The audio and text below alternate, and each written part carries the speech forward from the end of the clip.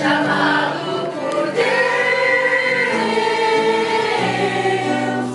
não há nada que possa impedir. Não está nem vivendo esse evangelho, porque morrendo nós não estamos. Ninguém está dizendo aqui que não podemos fazer culto aqui hoje, né? E é uma tristeza para nós, né? E eu vou falar para vocês, do fundo do meu coração, eu preferia que esse país fosse perseguido. Que se você estivesse aqui, eu saberia que, por que você está aqui. Porque você queria estar aqui. Que você sabe que a sua cabeça pode rolar. E não tem essa realidade nesse lugar. Então nós vemos o quê? Uma igreja fraca, uma igreja vulnerável, uma igreja mimada, que nós vemos em todos os lugares. Pessoas que qualquer ventinho que dá, nós vemos ela correr, né, e sair gritando, e parece que está tão longe daquilo que pode, né, ser o nosso consolo, o nosso conforto nas nossas vidas. Então o que a igreja precisa hoje? A igreja hoje precisa de ensino. A igreja forte hoje é a igreja que tem ensino. Né? Ah, pastor, mas precisamos da espiritualidade, claro, mas espiritualidade sem ensino, sabe o que nós tornamos? Nós tornamos crentes com o coração, como diz, muito mole, um crente que não sabe o que fazer. Agora, quando você tem a espiritualidade e o ensino, você é um crente firme, um crente que tem a espiritualidade e que conhece realmente esse Deus. Então você vive com os passos firmes, né? Nós vemos muitas vezes dentro da igreja pessoas choronas, né? Pessoas que desmontam. Por quê? Você olha, são pessoas, na verdade, talvez tem pessoas que oram muito, mas não tem ensino, não tem profundidade da palavra, não conhece a natureza da fé, né? Não sabe de nada. Ora a Deus, ora muito, mas não sabe, né, como que tem que se comportar, então fica perdido. Então precisamos de ensino. Então esse momento aqui é um momento que tem que ser muito valorizado, né? Muito valorizado esse momento, por causa que a maturidade da igreja é o ensino. Se a gente não buscar o ensino, será uma igreja, você pode ver, a Bíblia fala da igreja, né, que as pessoas, quando Paulo chegava lá, né, de Bereia, as pessoas chegavam, tá assim no livro tal. Eles pegavam, olhavam lá, realmente tem ensino. Então, o que ele está falando realmente procede daquilo que é a palavra de Deus. Hoje em dia, se vem alguém aqui, né, falar assim, não sei o que, não sei o que, não sei o que, não sei o que, né? Uma vez eu vi um pequeno comentário, um dia eu vi o Davi Miranda, aquele já faleceu, né, da igreja Deus e Amor no Brasil, ele falando assim, que as pessoas estavam tão já motivadas a dizer glória e aleluia, que não fazia conta do que estavam ouvindo. Então ele fez um teste com as pessoas, ele falou assim, o diabo, ele é digno de adoração, glória a Deus, aleluia. Irmãos, veja bem o que eu estou falando aqui. Então já era mecânico, já, glória a Deus, aleluia. Ele falou assim, vocês não estão percebendo o que eu estou dizendo aqui. Então vocês estão aceitando tudo que eu estou falando. E não é para aceitar tudo que eu estou falando. É para ver se tem respaldo da palavra de Deus. Se é na Bíblia, que está na Bíblia, então tem que engolir. Se não está na Bíblia, então nós temos que rejeitar. É isso aqui. Então, mas que falta, para ter esse discernimento, precisa do quê? Precisamos ter ensino, conhecer a palavra de Deus, para que você possa viver, pastor, o negócio lá, tá cheio de gente, vamos aprender aquele negócio lá, porque aquele negócio lá, aí você vai ver, não tem nada a ver com a palavra de Deus, não tem nada a ver daquilo que a Bíblia ensina, né? E muitas pessoas estão aderindo, estão indo, né, porque é um resultado, e falta o quê? Falta maturidade, falta ensino, né? Então isso que nós, Deus está abrindo nossos olhos para que nós possamos focalizar isso, ensino. Nós precisamos aprender, né? Precisamos viver esses ensinos, né? É que nem esse estudo que nós estamos fazendo, né? Sobre a provação que nós estamos passando, né? 1 Pedro 4,15 diz que de nenhum de vós, né? Entretanto, padeça como, né? Como homicida, como ladrão, como malfeitor, ou que tivesse entrado em algum processo alheio, alguma coisa alheia, né? Não, nós estamos padecendo por quê? Por uma causa justa, né? É que eu sempre tenho dito aqui para vocês, irmãos, o duro, o difícil é você padecer como ladrão, porque você fez isso mesmo. Você fez e você sabe que você tem que pagar. Agora as pessoas afligirem você, né? Ontem eu fui no Megadonk, né? E me entristeceu muito meu coração. Tinha uma menina com short curto aqui assim, né? Com mini blusinha. Aí era dois casais. Uma menina loira, duas meninas loiras, né? Tudo bem pomposa. Aí a outra menina pegou e mostrou um short pra ela, né? Ela, ai credo, tá do lado assim. Ai credo, esse short é short de crente. Aí quase que eu falei assim, então, quase que eu falei assim, e o mundão anda pelado? Eu falei, quase que eu falei pra ela. Então o que o mundo faz com nós? O mundo nos rejeita. O mundo, ele blasfema, ele tira sarro, né? Então, é isso que nós somos chamados, para passar por todo esse tipo. Eu ouvi isso aí, tive que fazer o quê? Fica quieto. Né? Engolir isso daí. Né? Vou discutir com uma menina agora? Não, né? Então, quer dizer, o short era curto já, e ela disse que era short de crente. Eu falei, então vai dar o quê? Vai dar lua? Né? Então é assim. Então, quer dizer, na mentalidade do que é? O diabo já trabalha o quê? Para zombar daquilo que é de Deus, daquilo que é certo, daquilo que é correto. Então nós vemos assim. Então nós temos que entender que vamos passar por esse processo. Né? Por quê? Porque o mundo não é de Deus. Então nós temos que entender isso. O mundo já é dos malignos. Né? A palavra de Deus diz em 2 Coríntios 4, versículo, se não me engano, versículo 4, 2 Coríntios 4, eu acho, se não me engano, diz que o príncipe desse século cegou o entendimento dos homens para que eles não veem, nem creem. Então se nós temos esse privilégio de enxergar a glória de Deus, e agora entender que nós temos que sofrer. Agora, uma questão que eu quero colocar para vocês aqui é a fé.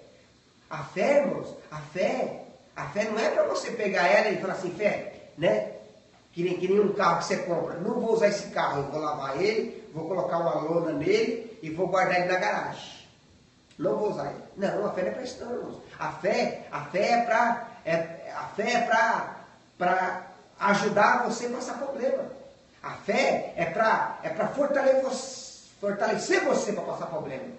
Não existe outra razão da fé. A fé é para você acreditar naquilo que você tem que fazer, não naquilo que Deus tem que fazer. Porque Deus não precisa da sua fé, da fé que nós temos para Ele agir. A fé é para que nós possamos agir. Para que nós possamos fazer o quê? Para nós caminharmos para a direção do problema e orar a Deus e saber que algo vai acontecer. Porque nós não podemos contra isso. Então a fé é para isso. Então a fé não é para ficar guardada. A fé é para colocar você em problema. A fé é para colocar nós em confusão. Né? Para colocar nós em tribulação mesmo. Porque o crente foi chamado para sofrer. O crente foi chamado para passar tribulação. E a mentalidade da igreja hoje é, pastor, vamos orar para aquele problema. Não, irmão, vamos orar para que Deus dê graça para você passar aquele problema. Para que você amadureça, cresça. Essa é a disciplina de Deus para nós. Deus não tem prazer em ver a Cíntia sofrendo, a Lídia sofrendo, não. O sofrimento é para trazer algo que trouxe na vida de Jó. Um dia eu ouvi falar, mas hoje, por tudo que eu passei, os meus olhos te contemplam, Senhor. Hoje eu conheço a Ti. Né? Eu ouvi falar. Hoje não. Hoje eu sei quem é o Senhor. Eu conheço o Senhor. E como nós podemos conhecer a Deus? Né? Qual a experiência que nós temos de vida aqui na terra? Que alguém que teve mar de rosa e falou, eu tenho uma extrema comunhão com Deus. Uma extrema comunhão com Deus. Eu reflito Deus. Eu respiro Deus. Sem passar por nada. Não existe. Né? Alguém que tem uma boa experiência com Deus é que passou por um problema, né? Um problema. E aí nós temos aqui, ó, 16, mas se padece como cristão, não tem do que se envergonhar, né? Antes glorifique a Deus neste nome. Glorifique a Deus. Então, é para isso que nós fomos chamados. Agora vamos para o artigo 17, nós paramos aqui, né? Agora vamos começar no 17. 1 Pedro 4,17 diz que porque já é tempo de começar o julgamento pela casa de Deus. Se começa por nós, qual será o fim daqueles que desobedecem ao Evangelho de Deus? Né? Irmãos, então nós vamos assim, ó. Se nós somos chamados para ser filhos e entendemos que estamos passando por um bocado, a mentalidade é assim no versículo. Imagine aquele que não faz nem menção de que Deus é e nem faz nada, né? E não é nem filho, não é nada. O que vai acontecer com ele? O que vai acontecer com ele? Então é isso, ó. Se o julgamento vai pela casa de Deus, então como será o julgamento lá fora? É isso que nós temos para pensar. Né? Se é difícil ser filho de Deus, imagine não ser filho de Deus. Então é isso que nós temos que pensar. Né? Então ele faz uma pergunta, né? Se começa por nós, qual será o fim daqueles que desobedecem ao Evangelho de Deus? Qual será o fim? Dá para perceber qual é o fim? O fim não é destruição, é inferno, é ira descarregada sobre todos os filhos da obediência. Né? Então o 18 diz, e se o justo dificilmente se salva, onde comparecerá o ímpio pecador? Né? Se é difícil para o justo, e aonde comparecerá? Né? A palavra de Deus diz na sua Bíblia em Provérbios 11, 31.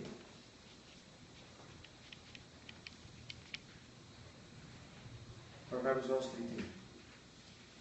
Alguém fala rapidinho para nós. Provérbios 11, 31.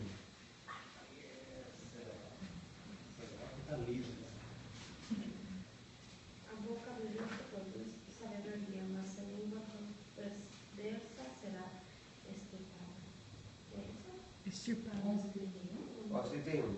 Não é isso, não. É 11, 31. Eis que o justo é punido na terra, Provérbio, mais né? o ímpio do pecador. Isso, é isso que o Maurício falou, né? Como que é, Maurício?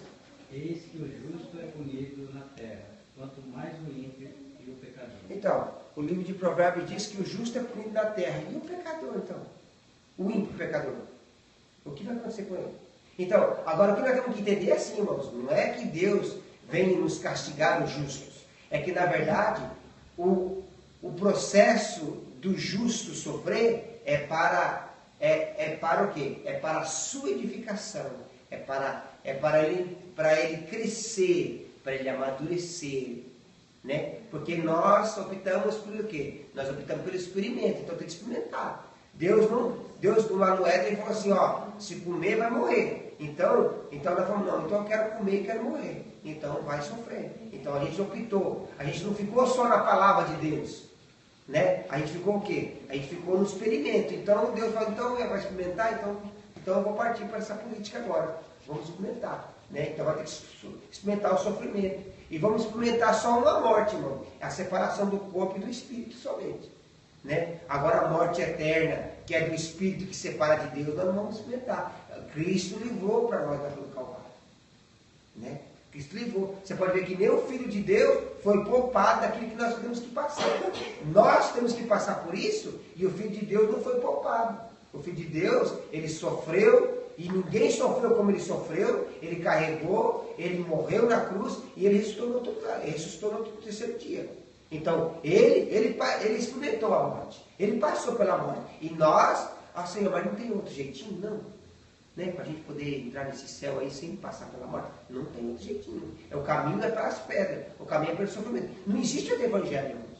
É que nem Paulo diz. Paulo fala assim, ó, se algum anjo do céu vir pregar outro evangelho, que não seja esse que eu tenho pregado, que eu estou vivendo, seja anatema, né? Seja amaldiçoado.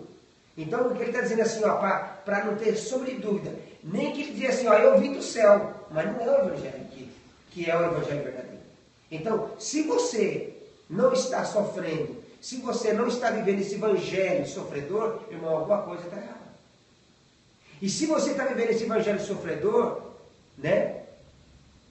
Aproveita bem esse problema que você está passando, porque vai ser uma experiência para ajudar você a passar um outro problema. Porque eu nunca vi crente sem problema. Então, quando você terminar um problema, Deus vai colocar, Ele vai encarregar de dar outro problema para você. São problemas que rompem com a nossa mentalidade e nos amadurece o conhecimento de Deus. Isso. Não é assim miséria, é uma dor na alma, né? É um sofrimento que nos traz edificação e crescimento espiritual. É que nem onde um rapaz falou assim, que gostoso a gente passar pela prova e saber que Deus está no processo. Agora, que tristeza você saber que está sofrendo e saber que Deus não está nesse processo. Não está. Né? Você saber que talvez o seu filho está sendo desobediente, você saber que o seu marido está descambando para um lado, né? Acontecendo várias coisas na sua vida, mas você sabe que a sua comunhão com Deus existe. Então isso é prazeroso. Pastor, você está falando uma coisa tão esquisita, não é prazeroso. Porque a gente pensa em sofrimento, a gente pensa na perda material, às vezes, na perda física, mas a gente não vê o ganho espiritual eterno. Né? Você pode ver, vamos colocar um exemplo aqui, o profeta Elias. O profeta Elias passou por tantas dificuldades, por tantas lutas, por tanto peso espiritual sobre ele, que quando ele teve aquela vitória grandiosa, que foi a missão grandiosa que Deus deu para ele, ele pediu a morte. Não era para ele estar comemorando, olha que delícia, olha, vamos comemorar. Não, ele estava tão cansado, tão exausto, tão fadigado daquilo lá, que ele falou, eu quero morrer. E Deus é tão bondoso que Deus falou assim, não, né? Acalma-te, né? O texto da palavra de Deus diz que os anjos veio ali, consolou ele, né? Fez pão para ele, comeu, né? E não demorou muito tempo, Deus o tomou para si. Eu falo para vocês, irmão, que Deus, nós servimos um Deus que conhece nós, um Deus que sabe do que nós estamos passando, né? Talvez um irmão nosso não sabe, talvez o pastor não sabe, né? Porque ninguém tem bola de cristal, você tem que falar, né? E vamos ver aqui já de revelação. Não, o pastor vai ter que ter a revelação de Deus para saber que eu estou sofrendo. Né? Mas Deus sabe o que nós estamos passando. Deus sabe. Deus conhece o nosso coração, né? Então 19 diz que, portanto, que os que sofrem segundo a vontade de Deus, confiem em suas almas ao fiel Criador, praticando sempre o bem. Né? Nunca deixe de ser aquele que você é. Né? Então, esse versículo é um versículo de encorajamento para nós. Portanto, os que sofrem segundo a vontade de Deus, está vendo? Confie. Você sabendo que você está passando, não é uma causa sua, é a causa de Deus. Né? Que nem eu. Eu me senti ofendido com aquela menina. Por quê? Porque eu sinto que eu sou o que ela falou. Se eu não fosse o que aquela menina falou, isso aqui é chá de crente. Porque para mim tem que ser mais curto. Né? Eu me ofendi. Por quê? Porque eu sou. Eu me ofendi. Só não fui discutir com ela porque não vale a pena, mas eu sou. Eu fiquei ofendido. Né? Eu fiquei ofendido. Porque eu sou.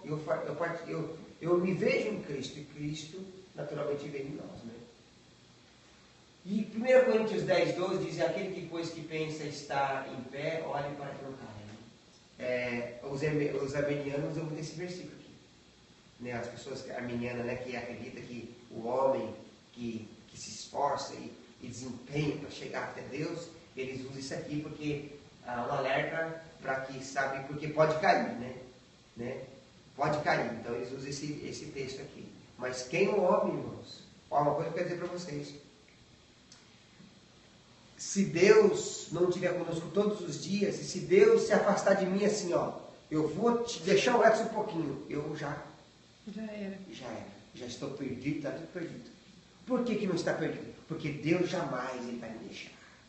Ele sempre vai me sustentar. Ele sempre vai me guardar. O sangue dele vai estar sempre comigo, 24 horas comigo, me livrando, me perdoando todo momento. Então, quer dizer, não sou eu que exerço algo e que vou alcançar a salvação. É Deus me convencendo. É Deus entrando no meu oportunidade de escolha e decidindo junto comigo, dizendo, ó, este é o melhor caminho. No meu livre-arbítrio, no meu arbítrio, né, porque eu não acredito em livre-arbítrio, no arbítrio que Deus nos concede, ele fala, ó, opta por esse, opta por aquele. Porque livre-arbítrio só quem tem só é Deus. Né? Nós temos um poder de escolha, mas vamos ter que sofrer as consequências das escolhas. Deus não. Deus ele escolhe algo e Deus não sofre nenhum coesão exterior no sentido da escolha dele. Então, livre-arbítrio quer dizer isso.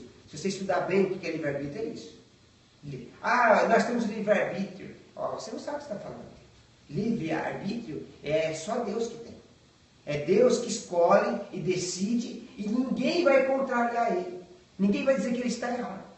Agora, se nós escolhemos algo e erramos, as consequências vêm sobre nós. Então não é livre-arbítrio, né? Então eu não posso fazer o que eu quero, eu tenho que fazer o que é certo.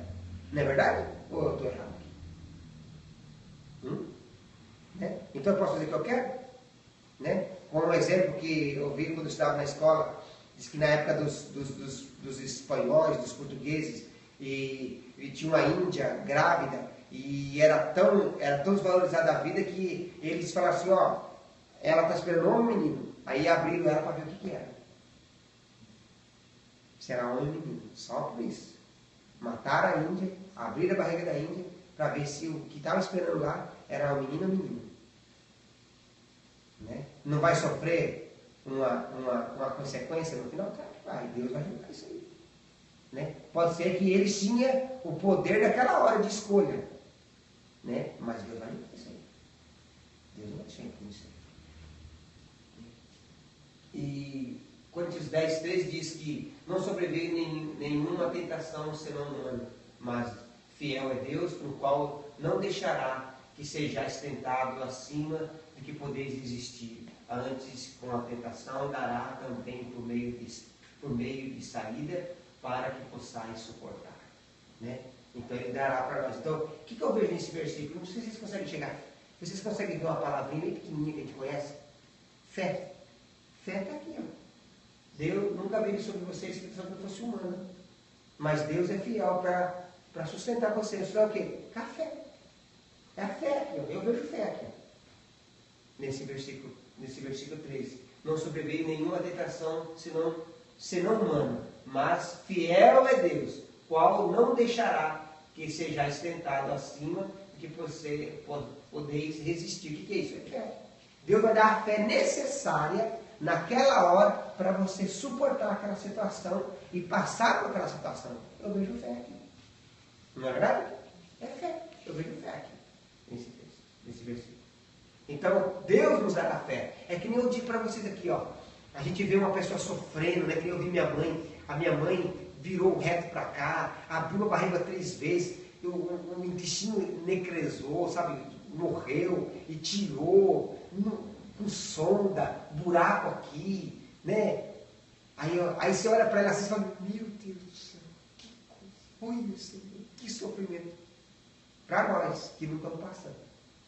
Para ela também não. Deus está sustentando ali. Deus está acrescentando fé. E ela está ali firme ali, passando por aquilo. É que nem a gente vê uma pessoa no caixão. Nossa, que coisa difícil. Porque você não passou, filho. Você não passou por aquilo. Quando você for passar por aquilo ali, Deus vai acrescentar isso aqui, ó. Né? Deus vai te dar. Não deixará que sejais tentado acima do que podeis resistir. Você vai conseguir resistir.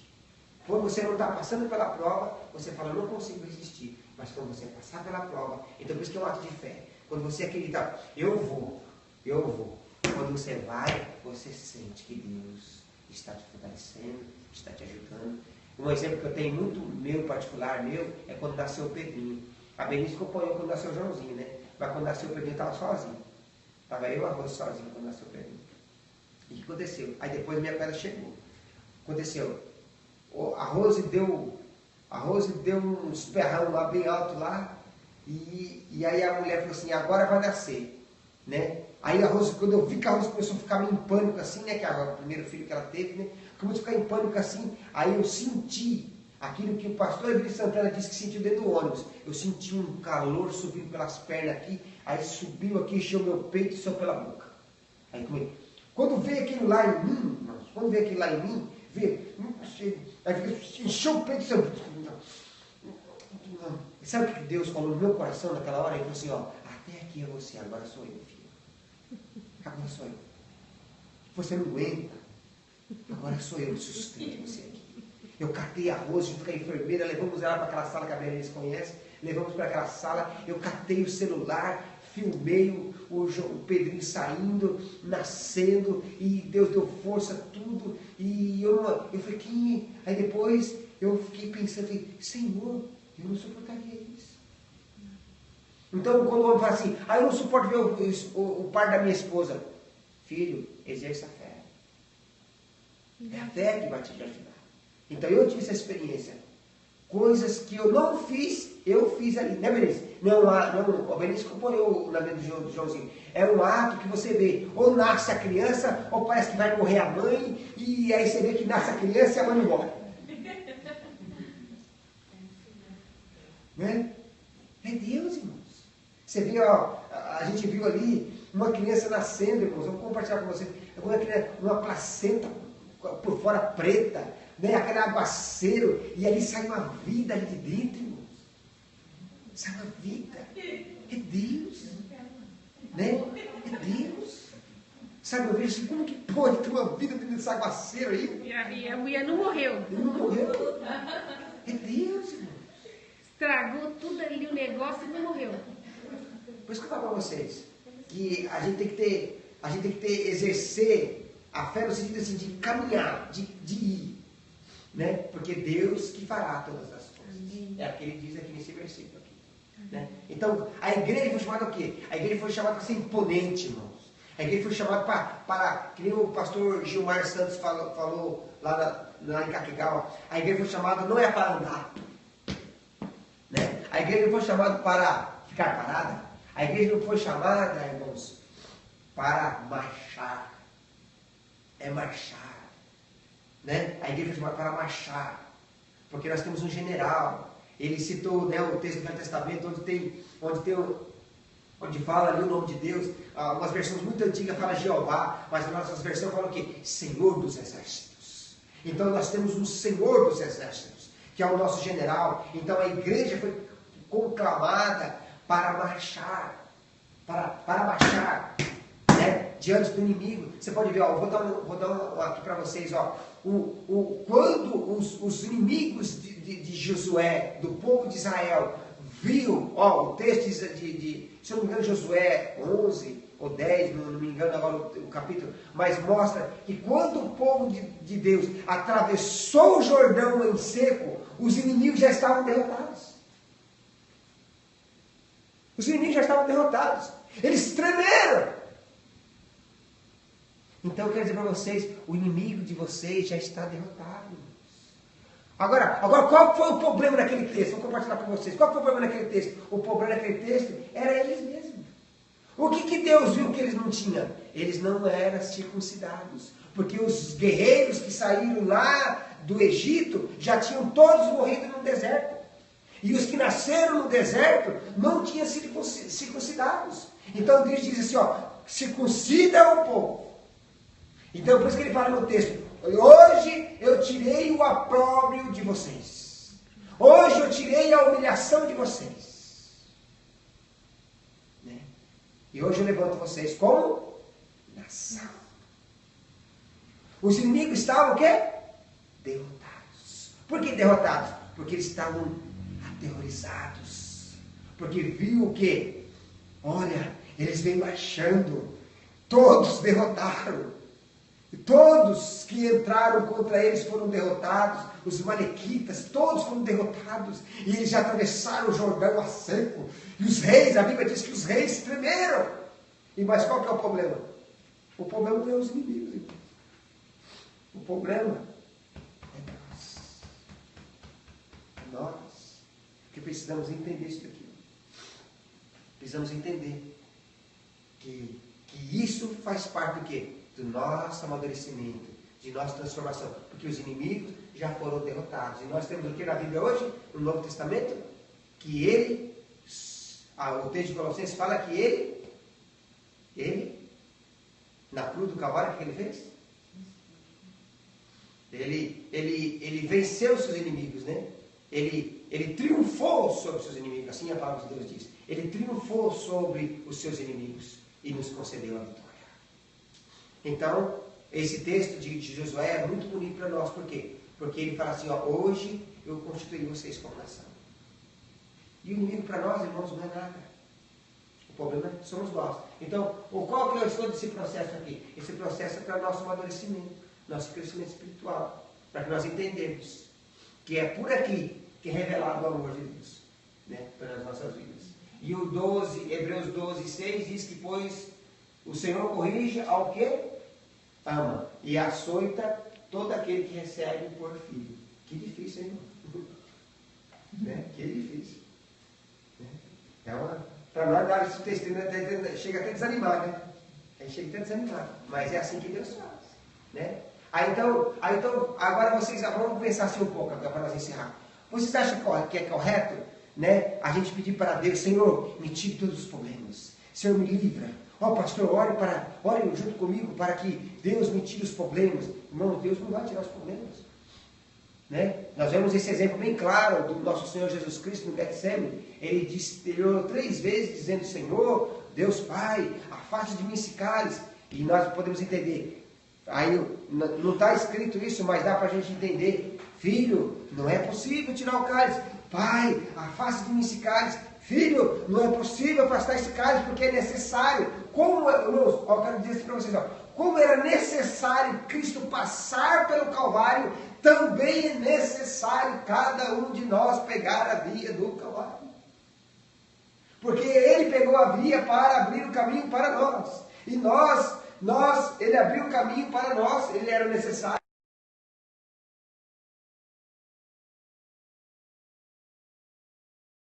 Ser perante você mesmo. Pegar semáforo, né? Respeitando ali aqueles onde tem, ele tira foto ali, né? Não pode passar de 50 por hora, é por ali, né? É do jeitinho que Deus planejou, né? Então é assim. Agora o 7 diz, e é para que Deus corrige e Deus açoita? É para a disciplina que nós sofremos, né? Deus vos trata como filhos. Pois qual é o filho quem o pai não corrige? Né? Se eu vejo o Pedrinho fazendo coisa errada, o Monilson também tem esse exemplo, a Cíntia aqui também. Se nós não corrigimos, é porque nós não amamos. Faz o que ele quiser fazer, se ele quiser ser, vai ser. Né? Eu não estou preocupado, não. Então isso não é amor, não. Amor é aquele que, né, eu vejo lá, sou dente, né? Isso aqui é amor. Né? Então, Deus faz a mesma coisa com a gente. E o 12:8 diz, mas se estáis sem disciplina, da qual todos se têm tomado participante, sois então bastardos e não filhos. Se você está sem disciplina, né? E então você é um bastardo e filho. Bastardo de quê, irmãos? Porque bastardo de mãe você não é, porque tu não sabe quem tem mãe. Bastardo de pai. Porque Deus veio para ser o nosso Pai. Né? Não existe bastardo de mãe. Todo mundo sabe que um dia veio de uma mãe. Mas bastardo de pai, porque não sabe quem é o pai. Né? Então, todo aquele que Deus não corrige, né? Então é bastardo e não é filho de Deus. Amém? Então, se você é só filho de Deus e está sofrendo, você está certinho. Né? Pastor, eu não tinha sofrimento quando eu vim para essa igreja, agora estou tendo. Então, porque você não era filho, agora que você é filho, você está sofrendo. Deus está tratando você. Por quê? Porque você não ofendia as trevas, né? O diabo já sabia que você era dele, agora você está tomando a posição. E ele também vai tomar a posição. Ele não vai te dar treva, né? E eu creio que é esse o caminhar de toda a igreja, né? Da vida nossa. Nós vemos que nosso Senhor Jesus Cristo sofreu, todos os apóstolos sofreram e morreram e não negaram esse evangelho. E eles cresceram espiritualmente, né? Eles cresceram e ficaram firmes no Senhor, né? E os nomes deles, muitos deles estão escritos aonde? Na galeria dos heróis do Senhor. Que um dia o nosso nome também possa estar escrito na galeria dos heróis. Amém? Aqui eu encerro esse estudo que passamos por várias provações, né? Podemos citar vários textos da palavra de Deus, né? Como o pastor Gilmar Santos citou, o Salmo 84, passando pelo vale de Baca, né? Um vale particular.